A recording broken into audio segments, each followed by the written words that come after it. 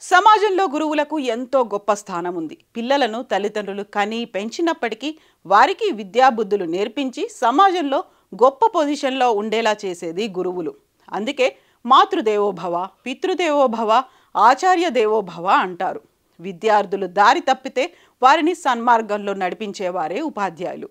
అలాంటిది ఈ మధ్య కాలంలో కొంతమంది గురు స్థానాన్ని భ్రష్టు పట్టిస్తున్నారు. పాఠశాలకు మద్యం సేవించి రావడం, సహ ఉపాధ్యాయులు విద్యార్థుల పట్ల అసభ్యంగా ప్రవర్తించడం, విద్యార్థులను లైంగికంగా వేధించడం లాంటివి చేస్తున్నారు. విద్యార్థినిపై లైంగిక దాడికి దిగిన ఓ టీచర్ను పోలీసులు అరెస్ట్ చేశారు. విద్యార్థులకు విద్యాబుద్ధులు నేర్పించాల్సిన ఓ ఉపాధ్యాయురాలు తన విద్యార్థితో లైంగిక సంబంధం పెట్టుకోవడం తీవ్ర కలకలం రేపింది. పోలీసులు తెలిపిన వివరాల ప్రకారం ఓ విద్యార్థితో లైంగిక సంబంధం కొనసాగిస్తున్న కారణంగా న్యూజెర్సీలోని ఫ్రీ హోల్డ్ ఇంటర్మీడియట్ స్కూల్లో స్పెషల్ ఎడ్యుకేషన్ టీచర్గా పనిచేస్తున్న అలిసన్ హౌమెన్ని పోలీసులు అరెస్ట్ చేశారు.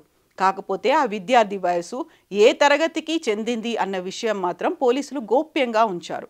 ప్రస్తుతం అలిసన్ హౌమెన్ని మెన్విత్ కౌంటీ జైల్లో ఉంచారు. అలిసన్ హౌమెన్ 2008 నుంచి ఉపాధ్యాయురాలుగా వివిధ పాఠశాలల్లో బోధన చేసింది.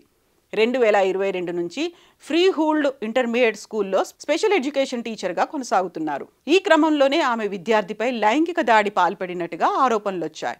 ఈ సందర్భంగా మోన్మౌత్ కంటి ప్రాసిక్యూటర్ రేమండ్ ఎస్ శాంటియాగో మాట్లాడుతూ లైంగిక వేధింపులకు పాల్పడి విద్యార్థి జీవితంతో చెలగాటమాడేందుకు అలిసన్ ఉపాధ్యాయురాలికి శిక్ష పడిందని అన్నారు.